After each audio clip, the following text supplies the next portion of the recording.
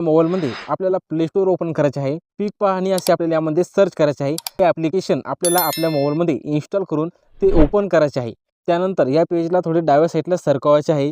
महसूल विभागमध्ये निवडा ऑप्शनवरती क्लिक करायचे आहे। विभाग आपल्याला सिलेक्ट करून घ्यायचा आहे। शेतकरी म्हणून लॉग इन करा या ऑप्शनवरती आपल्याला क्लिक करायचे आहे। हा मोबाईल नंबर आपल्याला यामध्ये प्रविष्ट करून घ्यायचा आहे। संकेताक पाठवा या ऑप्शनवरती आपल्याला क्लिक करायचे आहे। OTP आपल्याला या बॉक्समध्ये टाकून लॉग इन करा क्लिक करायचे आहे। आपल्याला निवडा या बटनावरती क्लिक करायचे आहे। शेतकऱ्याचे नाव सिलेक्ट करून घ्यायचे आहे। ग्रीन कलरच्या बाणावरती क्लिक करायचे आहे। पीक माहिती नोंदवा या ऑप्शनवरती आपल्याला क्लिक करायचे आहे।